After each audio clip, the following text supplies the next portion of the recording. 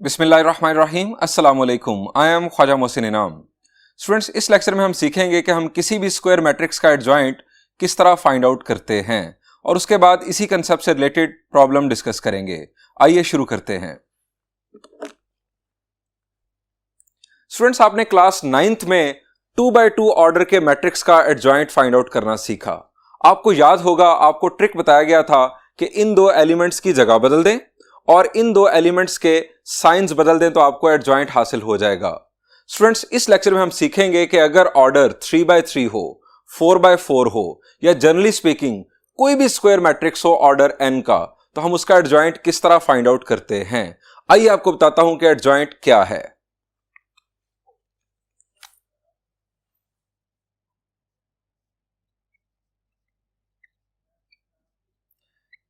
Adjoint of a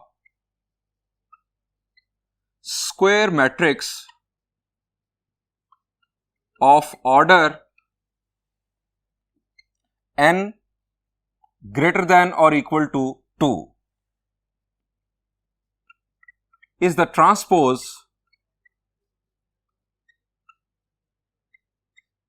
of the matrix of its cofactors. आसान अल्फाज में, अगर किसी मैट्रिक्स का ऑर्डर 2 या 2 से ज्यादा हो और आपने उसका एडजॉइंट फाइंड आउट करना हो तो आप उस मैट्रिक्स के तमाम एलिमेंट्स के कोफैक्टर्स मालूम करें और बिल्कुल उसी तरह जिस तरह एलिमेंट्स प्लेस किए जाते हैं A11, A12, A13, उन्हीं पोजीशंस पर आप उन एलिमेंट्स के कोफैक्टर्स प्लेस कर दें। यह बन जाएगा मैट्रिक्स ऑफ कोफैक्टर्स। देन आप उसका ट्रांसपोज ले लें तो आपको उस मैट्रिक्स का एडजॉइंट हासिल होगा। मैथमेटिकली अगर हम इसे लिखें तो इस तरह से लिखा जाएगा, इफ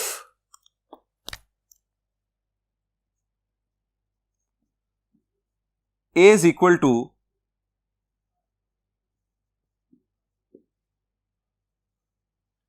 AIJ। आप जानते हैं कि यह मैट्रिक्स का जनरेटर, इस मैट्रिक्स का ऑर्डर है n/n। आप इसे ऑर्डर n का स्क्वायर मैट्रिक्स भी कह सकते हैं। देन इसका जो एडजॉइंट होगा हम उसको डिनोट करेंगे ADJ। जो फर्स्ट 3 लेटर्स हैं एडजॉइंट के वो लिखे जाएंगे। Adjoint A will be written as capital A। आपको पता है कि ये रिप्रेजेंट करता है कोफैक्टर्स को जब इसका सबस्क्रिप्ट IJ लिखा जाए। कोफैक्टर्स के मैट्रिक्स का ट्रांसपोज। अब जरा रिकॉल कर लें कि कोफैक्टर्स आप मालूम कैसे करते हैं और कोफैक्टर्स बुनियादी तौर पर किस तरह से लिखे जाते हैं। फर्ज करें कि आपके पास एक एलिमेंट है, फर्स्ट रो का फर्स्ट एलिमेंट, फर्स्ट रो का फर्स्ट एलिमेंट, तो इसका जो कोफैक्टर होगा उसको आप लिखेंगे कैपिटल A11। अगर है सेकंड रो का सेकंड एलिमेंट तो इसका जो कोफैक्टर होगा वो होगा A22। अब कोफैक्टर मालूम कैसे किया जाता है जरा ये भी रिकॉल कर लेते हैं। फर्ज करें कि मुझे AIJ जनरली कोई भी कोफैक्टर मालूम करना है तो इसका फॉर्मूला है -1 raise to power I plus J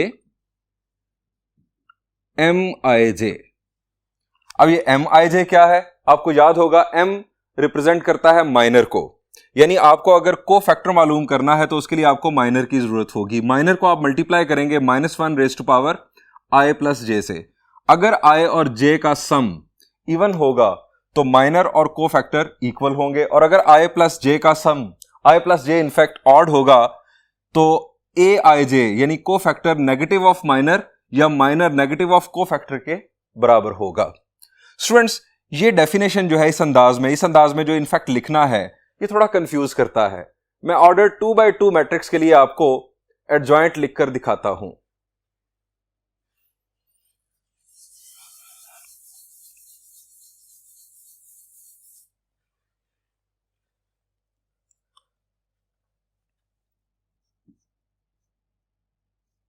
if n is equal to 2, n is equal to 2 का मतलब कि ऑर्डर 2x2 का मैट्रिक्स, जनरल मैट्रिक्स हम लिख लेते हैं A इज इक्वल टू, जी जनरल मैट्रिक्स ऑर्डर 2x2 हम लिखेंगे A11 A12, A21, A22। अब हम देखेंगे इसका एडजॉइंट।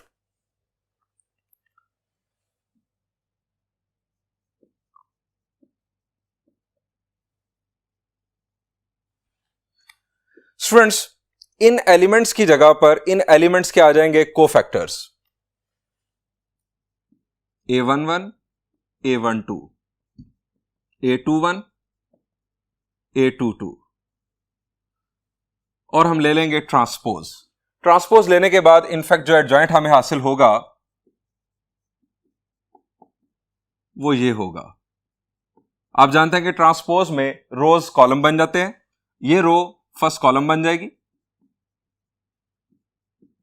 और सेकंड रो सेकंड कॉलम बन जाएगा। अब आपके जहन में एक बात आएगी कि जो हमें 2x2 मैट्रिक्स के लिए ट्रिक बताया गया था वो तो बड़ा सिंपल था कि जगह बदल दें, साइंस बदल दें, आपके पास एडजॉइंट आ गया था। ये तो अच्छा खासा मेहनत वाला काम है। तो स्टूडेंट्स, 2x2 मैट्रिक्स के लिए आप वही प्रोसीजर फॉलो कीजिएगा। इनफैक्ट वो जो ट्रिक है वो इसी फार्मूला की बेस पर बना है। अगर मैं ये फार्मूला आपको अप्लाई करके दिखाऊं एक 2x2 मैट्रिक्स पर, तो वही चीज सामने आएगी, यानी जगह बदलना और साइंस बदलना। ये जो ट्रिक है ये इनफैक्ट आपके सही काम आएगा 3x3, 4x4 या इससे हायर ऑर्डर के मैट्रिसेस के लिए। हम देखते हैं इसी पैटर्न पर ऑर्डर 3 के मैट्रिक्स के लिए। If n is equal to 3, general matrix होगा हमारे पास A is equal to A11, A12, A13, A21, A22, A23, A31, A32, A33। अब इसका adjoint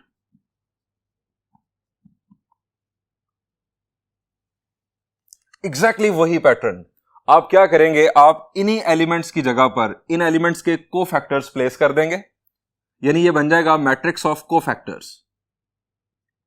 A11, A12, A13, A21, A22, A23, A31, A32, A33, और इस matrix का आप ले लेंगे ट्रांसपोज। ट्रांसपोज लेने से आपको फाइनली एडजॉइंट मैट्रिक्स हासिल हो जाएगा।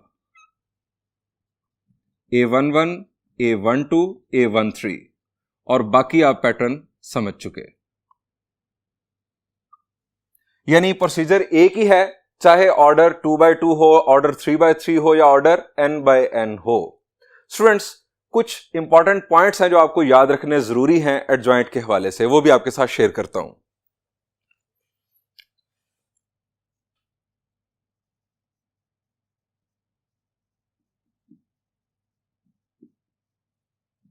Important points to remember. Number 1,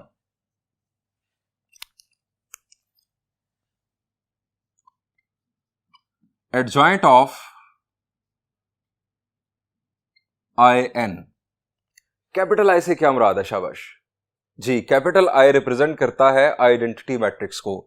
identity matrix of order n का एडजॉइंट, स्टूडेंट्स याद रखिए, वही आइडेंटिटी मैट्रिक्स आ जाएगा।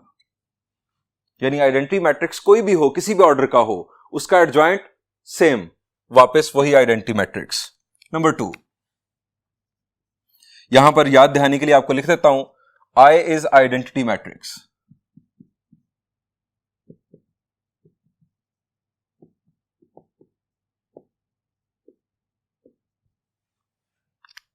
नंबर 2, एडजॉइंट ऑफ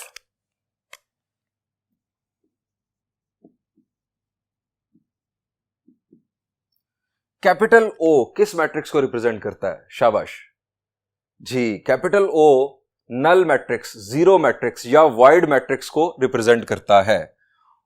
अगर यहां पर सिर्फ n लिखा है तो इसका मतलब है ये स्क्वायर मैट्रिक्स है। स्क्वायर मैट्रिक्स अगर हो नल मैट्रिक्स, तो उसका एडजॉइंट वही नल मैट्रिक्स वापस आ जाएगा। O is null matrix. यानी आइडेंटिटी मैट्रिक्स का एडजॉइंट आइडेंटिटी मैट्रिक्स वही सेम, नल मैट्रिक्स का एडजॉइंट वही नल मैट्रिक्स सेम। नंबर 3,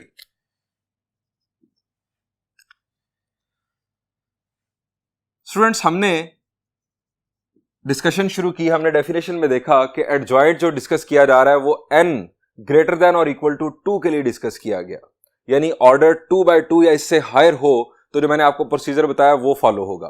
अगर ऑर्डर 1 हो, यानी अगर मैं लिखूं एक मैट्रिक्स जिसका ऑर्डर है 1/1, तो उसका एडजॉइंट क्या होगा? स्टूडेंट्स 1/1 ऑर्डर के मैट्रिक्स का एडजॉइंट किस तरह से हम इनफैक्ट कंसीव कर सकते हैं, समझ सकते हैं, इसके लिए एक 1/1 ऑर्डर का मैट्रिक्स कंसीडर कर लेते हैं। मैं फर्ज करता हूं कि एक आपके पास मैट्रिक्स है, 1/1 का एक मैट्रिक्स है, नल मैट्रिक्स नहीं होना चाहिए, उसके बारे में हमने बता दिया कि नल मैट्रिक्स कोई भी हो उसका एडजॉइंट वही नल मैट्रिक्स होगा। सो 1/1 का आपने मैट्रिक्स कंसीडर करना है, नल नहीं होना चाहिए। हम कंसीडर कर लेते हैं कि इसके अंदर एक एलिमेंट है दैट इज -5। अब जरा बताएं कि इसका डिटर्मिनेंट क्या होगा? शाबाश, इसका determinant 5? The answer is no. Determinant in fact absolute value नहीं होती। देखने में इन दो बार्स की वजह से ऐसा लगता है कि जैसे ये एब्सोल्यूट वैल्यू है, लेकिन ऐसा नहीं है। डिटर्मिनेंट इस 1/1 मैट्रिक्स का एज इट इज एलिमेंट आ जाएगा, यानी इसका डिटर्मिनेंट होगा -5। स्टूडेंट्स 1/1 का आइडेंटिटी मैट्रिक्स क्या होता है? शाबाश, 1/1 का आइडेंटिटी मैट्रिक्स। जी, अगर आपको याद हो तो 1/1 का आइडेंटिटी मैट्रिक्स जिसको हम I1 कहते हैं वो है सिंपल 1। अब जरा रिकॉल करें कि हम इस मैट्रिक्स को किस मैट्रिक्स के साथ मल्टीप्लाई करें कि हमारे पास आइडेंटिटी मैट्रिक्स आ जाए। यानी मुझे इस मैट्रिक्स का मल्टीप्लिकेटिव इनवर्स चाहिए। शाबाश, हम इस मैट्रिक्स को किस मैट्रिक्स के साथ मल्टीप्लाई करें कि हमारे पास ये मैट्रिक्स हासिल हो। जी, आपके ज़हन में फौरन आ गया होगा कि इस मैट्रिक्स का जो इनफैक्ट इनवर्स मैट्रिक्स होगा वो होगा 1/-5। अगर मैं इस मैट्रिक्स को इसके साथ मल्टीप्लाई करूंगा तो -5 के साथ कैंसिल होगा, हमारे पास हासिल होगा आइडेंटिटी मैट्रिक्स। और आप जानते हैं कि किसी मैट्रिक्स की उसके इनवर्स के साथ जो प्रोडक्ट होता है, जो मल्टीप्लिकेशन होती है, वो कमोटेटिव होती है। आप किसी भी तरह से मल्टीप्लाई करेंगे आपको यही आंसर मिलेगा। अब स्टूडेंट्स आप जरा वो फॉर्मूला भी रिकॉल करें जो इनवर्स फाइंड आउट करने के लिए आपको बताया गया था। यानी ये formula A inverse is equal to 1/A determinant into adjoint A। अब इस फॉर्मूला की मदद से हम एडजॉइंट फाइंड आउट करते हैं। Adjoint A is equal to, यानी हमने ये मैट्रिक्स कंसीडर किया और इस मैट्रिक्स का डिटर्मिनेंट और इनवर्स हमने खुद से सोच लिया। अब एडजॉइंट हम इसका फाइंड आउट करने जा रहे हैं इस फॉर्मूला की मदद से। ये डिटर्मिनेंट जो है A इनवर्स के साथ मल्टीप्लाई हो जाएगा इनटू A इनवर्स। अब डिटर्मिनेंट क्या है? डिटर्मिनेंट है -5 और हमारे पास A इनवर्स जो है वो है 1/-5।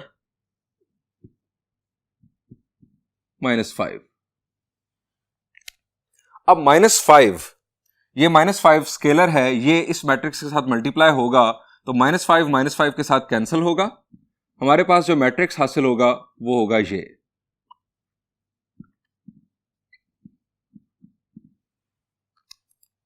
यानी इस मैट्रिक्स का एडजॉइंट है 1, यानी आइडेंटिटी मैट्रिक्स ऑफ ऑर्डर 1। अब फर्ज करें कि यहां पर -5 की बजाय कोई और नंबर हो। मैं फर्ज कर लेता हूं कि यहां पर A है। अब A एक नॉन जीरो नंबर है,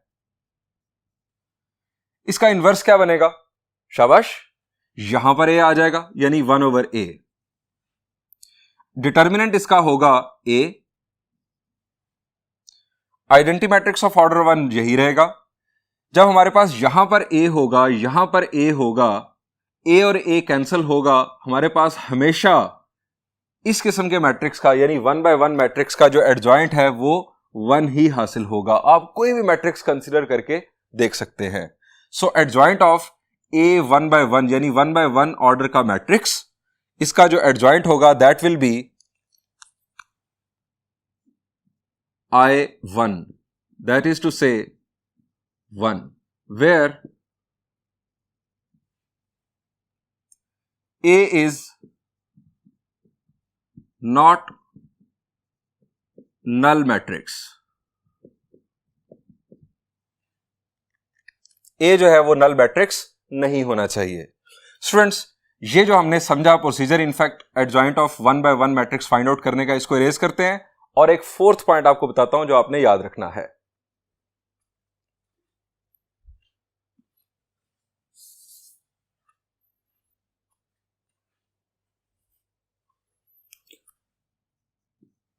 number 4,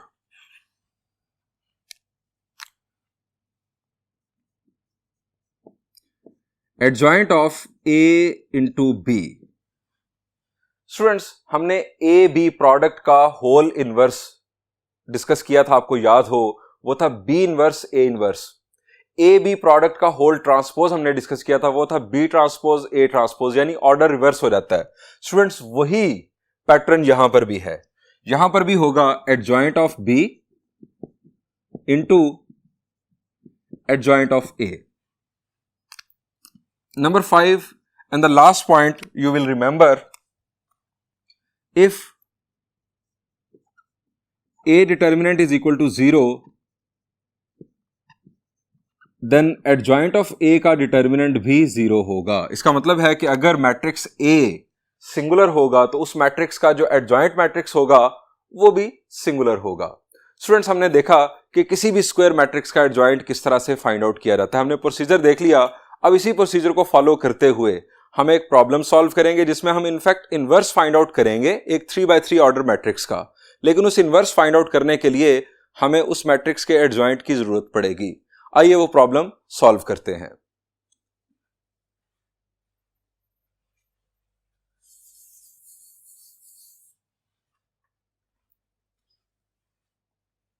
students, this is problem number 13 of exercise 3.3।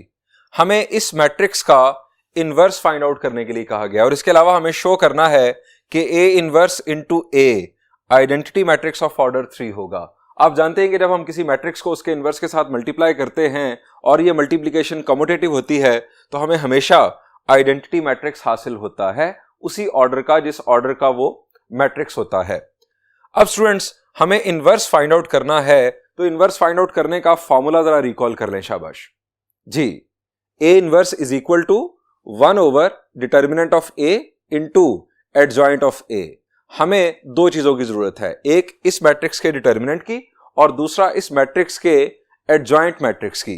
सो हम स्टार्ट करते हैं। हम सबसे पहले मालूम करते हैं इसका डिटर्मिनेंट। इसको डिटर्मिनेंट के अंदाज में लिखते हैं 2 1 0 1 1 0 2 -3 5। जी, 3x3 ऑर्डर का डिटर्मिनेंट हम डायरेक्ट एक्सपेंशन से आसान अंदाज में फाइंड आउट कर सकते हैं, लेकिन हमें सोचना होगा कि हमें किस रो या किस कॉलम को बेस बनाकर एक्सपेंशन करनी चाहिए। जरा देखें। शाबाश, मैंने आपको इनफैक्ट एक क्राइटेरिया बताया था। मैंने आपको बताया था कि जिस रो या कॉलम में ज्यादा जीरोज हों आप उस रो या कॉलम को बेस बनाकर एक्सपेंशन करेंगे तो आसानी होगी। अब यहां पर अगर आप देखें तो कॉलम 3 के अंदर 2 जीरोज हैं, सो आप कॉलम 3 को बेस बनाकर एक्सपेंशन करेंगे तो कैलकुलेशन बहुत कम करनी होगी। आपको याद ये रखना है एक्सपेंशन करते हुए कि आपकी एक्सपेंशन का स्टार्ट पॉजिटिव होगा या नेगेटिव, और इसके लिए मैंने आपको ट्रिक बताया था कि आप यहां पर प्लस का साइन प्लेस करें और उसके बाद ऑल्टरनेट साइंस, यानी अगर आप कॉलम 3 से एक्सपैंड करेंगे तो स्टार्ट पॉजिटिव होगा। हम यहां लिखते हैं एक्सपेंडिंग बाय C3।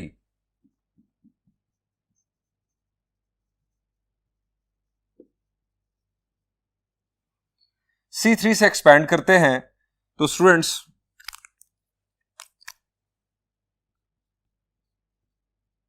C3 का पहला एलिमेंट 0 के साथ लेफ्ट साइड पर आप प्लस लिख लें या ना लिखें, कोई फर्क नहीं पड़ता क्योंकि ये है ही 0।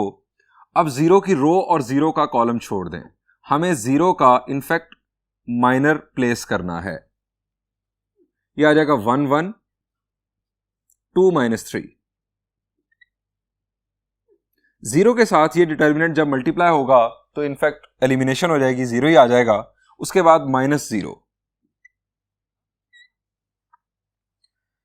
इस जीरो की रो और इस जीरो का कॉलम छोड़ दें, आपके पास आएगा 2 1 2 -3, 2 1 2 -3। इसके बाद +5, 5 की रो और 5 का कॉलम छोड़ देंगे तो 2 1 1 1।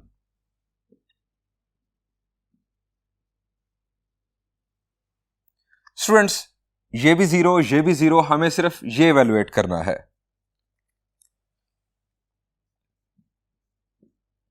Determinant of A is equal to 5 into 2 ones are 2 minus 1 ones are 1. 2 minus 1 is 1. 1 into 5 is 5. यानी determinant of A हमें हासिल हुआ 5.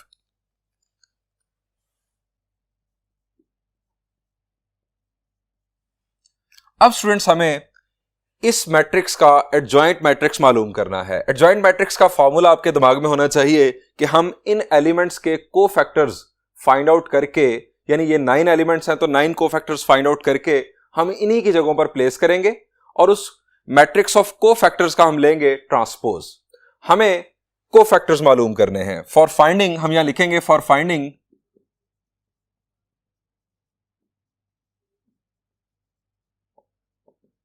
adjoint of A, we will find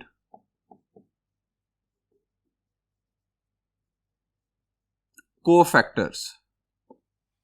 अब स्टार्ट करते हैं फर्स्ट कोफैक्टर A11, यानी ये कोफैक्टर है इस एलिमेंट का।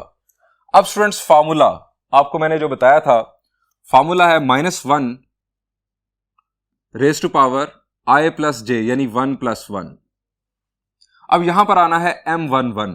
M11 से मुराद आप फर्स्ट रो छोड़ दें और फर्स्ट कॉलम छोड़ दें, रिमेनिंग जो बचेगा वो डिटर्मिनेंट आपका M11 कंसीडर होगा। 1 0 -3 5, 1 0 -3 5। इसको कैलकुलेट कर लेते हैं। -1 रेज़ टू पावर 2, ये बन जाएगा +1। 5 ones are 5, -3 into 0 will be 0, so answer will be 5. इसके बाद A12, फर्स्ट रो का सेकंड एलिमेंट, यहां पर लिखेंगे 1 + 2, फर्स्ट रो का second element, first row second element, इसकी रो भी छोड़ दें, इसका कॉलम भी छोड़ दें, रिमेनिंग 1 0 2 5, ये होगा इसका minor 1 0 2 5, 1 0 2 5। Students, -1 raise to power 3, it will be -1। यहां पर 5 ones are 5, 2 into 0 will be 0, सो 5 के साथ -1 मल्टीप्लाई हो जाएगा तो हमारा कोफैक्टर होगा -5। इसके बाद A13, -1 raise to power 1 + 3। A13 इस एलिमेंट का कोफैक्टर, फर्स्ट रो छोड़ दें, थर्ड कॉलम छोड़ दें, 1 1 2 -3, 1 1 2 -3, -1 raise to power 4, it will be 1। इसे कैलकुलेट कर लेते हैं। -3 -2, -3 -2 होगा -5। Next we will have A21, -1 raise to power 2 + 1, A21 यानी second row first element, second row छोड़ दें, फर्स्ट कॉलम छोड़ दें, आपके पास आएगा 1 0 -3 5, 1 0 -3 5, 1 0 -3 5। ये इनफैक्ट है M21, यानी ये जो डिटर्मिनेंट्स हैं ये इनफैक्ट माइनर्स हैं। -1 raise to power 3, it will be -1। अब यहां पर 5 ones are 5, -3 into 0, ये 0 हो गया। 5 ones are 5, 5 मल्टीप्लाई होगा -1 के साथ तो ये आ जाएगा 5. Next, A22. Minus 1 raised to power 2 plus 2. A22 यानी सेकेंड रो और सेकेंड कॉलम छोड़ दें. 2025. 2025. Minus 1 raised to power 4 will be 1. अब यहां पर 5 2s are 10. 200. ये आ जाएगा 10. Next we will have A23. A23 minus 1 raised to power 2 plus 3. और थर्ड कॉलम छोड़ेंगे, सेकंड रो और थर्ड कॉलम छोड़ेंगे तो हमें हासिल होगा 2 1 2 minus 3. 2 1 2 minus 3. A23 minus 1 raised to power 5 will be minus 1. 2 into minus 3. 2 into minus 3 will be minus 6. Minus 2. Minus 6 minus 2 is minus 8. Minus 8 into minus 1 is 8. Students, A23 के बाद हम बढ़ेंगे A31 की जानिब. Minus 1 raised to power 3 plus 1. Third row first column छोड़ दें. Third row first column छोड़ दें. 1 0 1 0.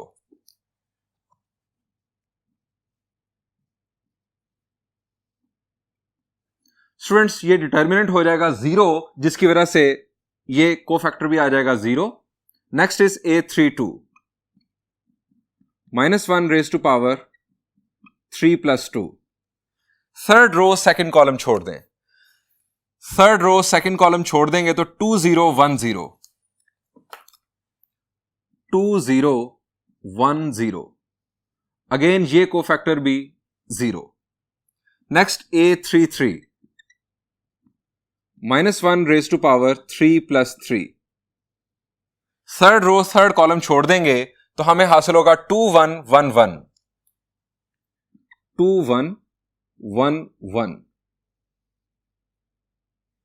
इसको इवेल्युएट कर लेते हैं. It will B minus 1 raised to power 6. In fact ये आ जाएगा plus 1. 2 1s are 2. minus 1 1s are 1. और ये हमारे पास फाइनली आ गया 1. यानी A33 स्टूडेंट्स हमारे पास आ गया 1. हमारे कोफैक्टर्स मुकम्मल हो गए. अब हम एडजॉइंट फाइंड आउट करेंगे. हम यहां लिखेंगे एडजॉइंट ऑफ A.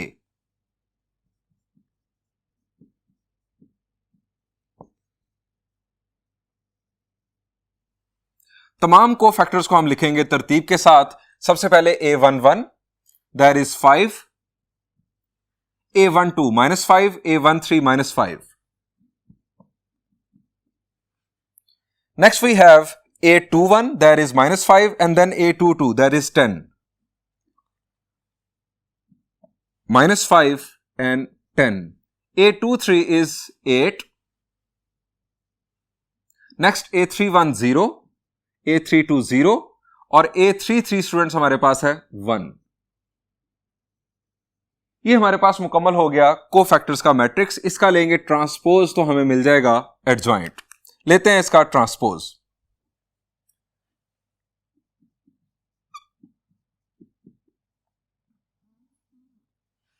स्टूडेंट्स, इस मैट्रिक्स का ट्रांसपोज यानी रोज बन जाएंगी columns. 5 minus 5 minus 5. Next minus 5 10 8. minus 5 10 8. Next 0 0 1.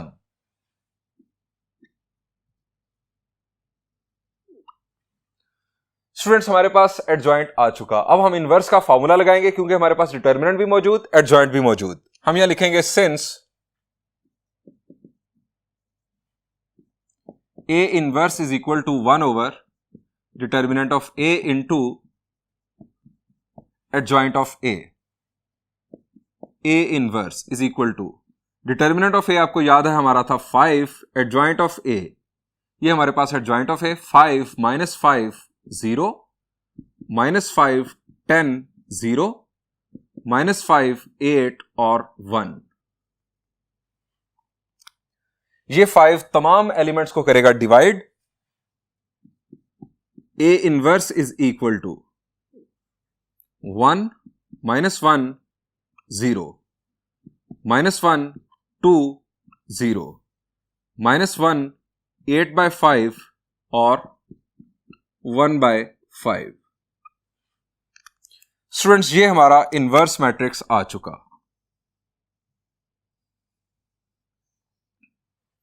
Next हमें वेरीफाई करना है A inverse into A is equal to I3। Students, आप लिखेंगे to verify A inverse into A is equal to I3। Left hand side आप choose करेंगे और आप पहले लिखेंगे A इनवर्स और बाद में A। ये आपका आ जाएगा A इनवर्स और बाद में आप लिखेंगे A।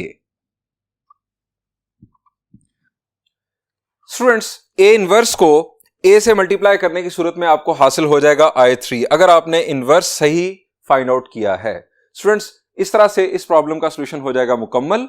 आप इस प्रॉब्लम के सॉल्यूशन को समझने के बाद एक्सरसाइज 3.3 से पहले मौजूद एग्जांपल 6 बासानी खुद सॉल्व कर सकते हैं। वहां पर भी हमें इनवर्स फाइंड आउट करना है एक 3/3 ऑर्डर के मैट्रिक्स का। इसके अलावा एक्सरसाइज 3.4 का प्रॉब्लम नंबर 9, उसके अंदर भी 3/3 ऑर्डर के 3 मैट्रिसेस गिवन हैं जिनका इनवर्स फाइंड आउट करना है। वो भी स्टूडेंट्स आप अपनी प्रैक्टिस के लिए इस प्रोसीजर को फॉलो करते हुए सॉल्व कीजिएगा। मैं बढ़ता हूं अब एक और प्रॉब्लम की जानिब जिसको मुकम्मल करने के बाद, जिसको इनफैक्ट सॉल्व करने के बाद हमारी एक्सरसाइज 3.3 मुकम्मल हो जाएगी।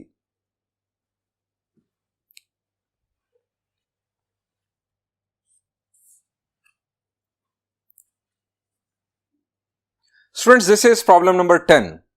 हमें ऑर्डर 3 के मैट्रिक्स के लिए प्रूव करना है कि के ए प्रोडक्ट का डिटर्मिनेंट इक्वल होगा के क्यूब ऑफ ए डिटर्मिनेंट के। स्टूडेंट्स, ये जो डिटर्मिनेंट की प्रॉपर्टी है ये इनफैक्ट किसी भी ऑर्डर के मैट्रिक्स के लिए ट्रू है, यानी किसी भी स्क्वायर मैट्रिक्स के लिए ट्रू है। अगर आप यहां पर कर दें if A is a square matrix of order n then show that k A determinant will be equal to k raise to power n A determinant. यानी जनरली भी इसे प्रूव किया जा सकता है, लेकिन हम यहां पर इसे ऑर्डर 3 के मैट्रिक्स के लिए साबित करने जा रहे हैं। हम एक ऑर्डर 3 का जनरल मैट्रिक्स कंसीडर कर लेते हैं। हम लिखते हैं let A is equal to A11 A12 A13 A21 A22 A23 A31 A32 A33। अब हम मालूम कर लेते हैं के ए, यानी हम एक स्केलर के को ए के साथ मल्टीप्लाई कर लेते हैं।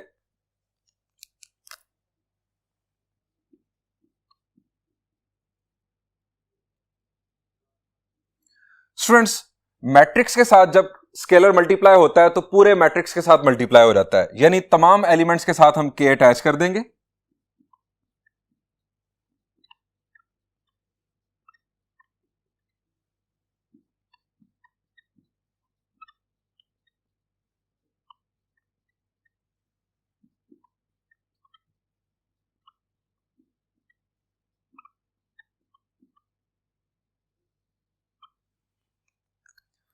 अब हम मालूम करते हैं डिटर्मिनेंट्स। हम पहले मालूम कर लेते हैं ए डिटर्मिनेंट और उसके बाद के ए डिटर्मिनेंट और फिर उनका देखेंगे ताल्लुक।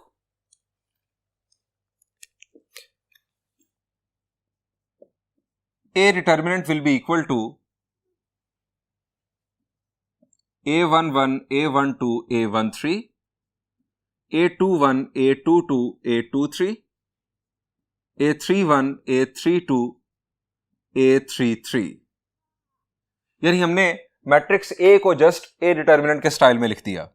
अब हम मालूम करते हैं के ए डिटर्मिनेंट।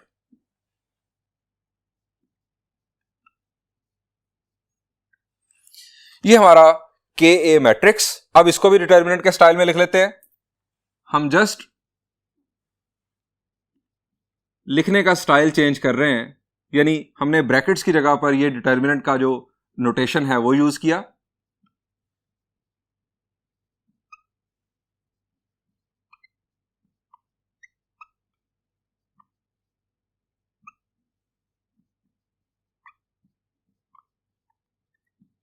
और Ka33। अब जरा देखें हमें साबित क्या करना है। हमें साबित करना है कि Ka डिटर्मिनेंट इक्वल होगा K cube of A determinant के। हमारे पास Ka डिटर्मिनेंट आ चुका, ये Ka डिटर्मिनेंट। हमें यहां पर K जो है ये कॉमन के तौर पर लेना है। यहां पर स्टूडेंट्स जरा समझ लें, अगर मैट्रिक्स हो और डिटर्मिनेंट हो तो बिहेवियर का चेंज क्या होता है। मैट्रिक्स की सूरत में जब आप कॉमन लेते हैं तो पूरे मैट्रिक्स से कॉमन आना चाहिए, लेकिन डिटर्मिनेंट की सूरत में जैसा कि यहां पर डिटर्मिनेंट है, आप किसी एक रो से या किसी एक कॉलम से कॉमन ले सकते हैं। अब यहां पर अगर मैं फर्स्ट रो की बात करूं तो फर्स्ट रो से आपको K कॉमन मिल रहा है, सेकंड रो से भी K कॉमन मिल रहा है और थर्ड रो से भी K कॉमन मिल रहा है, यानी यहां पर 3K कॉमन आ रहे हैं। ये जो 3K कॉमन आएंगे ये बन जाएगा K क्यूब। आप कॉलम वाइज भी कॉमन ले सकते हैं, यहां से भी K कॉमन, यहां से भी K कॉमन और यहां से भी K कॉमन। इस सूरत में भी आपको बाहर K क्यूब हासिल हो जाएगा और अंदर जो है वो सिंपल रह जाएगा हमारे पास ये डिटर्मिनेंट, यानी A का डिटर्मिनेंट। सो हम यहां पर लिखेंगे taking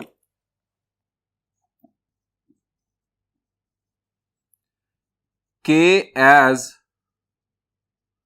common from R1, R2 and R3।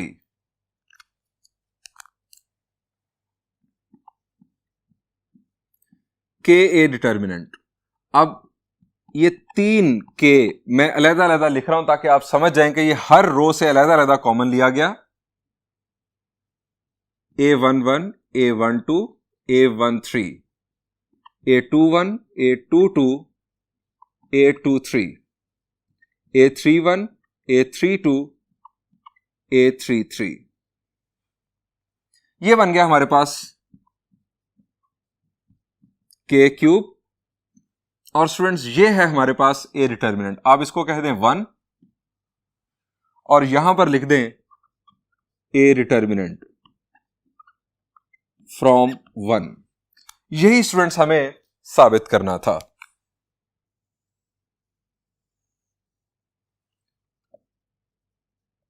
Shown. Students यहां पर एक्सरसाइज 3.3 का इख्तिताम करते हैं। अब आप खुद प्रैक्टिस कीजिएगा, अपना बहुत सारा ख्याल रखिएगा। Thank you and Allah Hafiz.